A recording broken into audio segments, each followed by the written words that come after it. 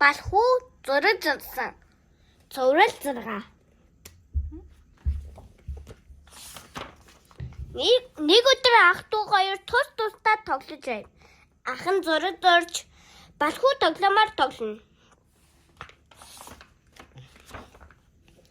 Ах нь 6 зурж дуусаад ээдтэй үзүүлэхээр яв. Тэр онд балхуу газар ясан будгийн андааг авлаа.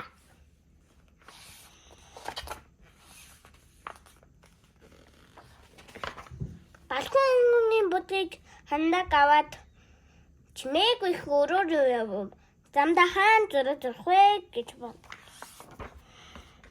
Эцэст нь ханан дээр зураг зурхаар шийджээ. Өрөөнийхөө ханан дээр хичээнгүйхэн зурч эхлэв. Балхуу зурж дуусаад ээжээгээ сэтгэл тоглон дуулаа. Танд би гинти билэг үзье. Миний өрөөрийн явцгаая гэд ээжигээ хөдлөн яв. Өрөөнд орцгоёгаа балхуугийн ээж ах хоёр зурчлаа. Балхуу ээдээ хараач би танд зурсан юм.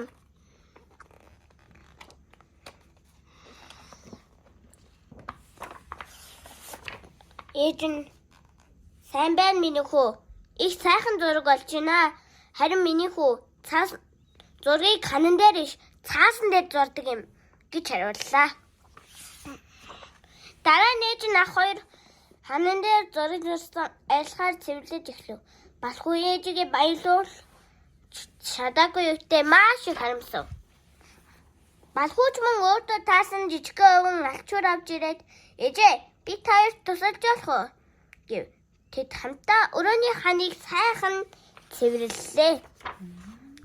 Балхуу ахтаа би зураг зурх дуртай. Үүнээс хойш би зөвхөн ханан дээр биш цаасан дээр зурнаа гэд цаасан дээр зураг зурлаа.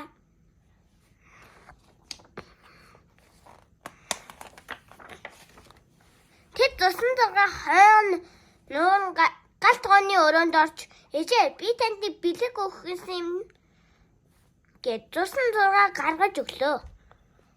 Ээж нь хүүхдүүдийн толгойг илээд би хадтай хүн юм аа.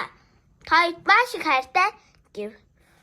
Юу сурсан бэ гэдгийг ойлгож авч байгаарай хүүхдүүд ээ.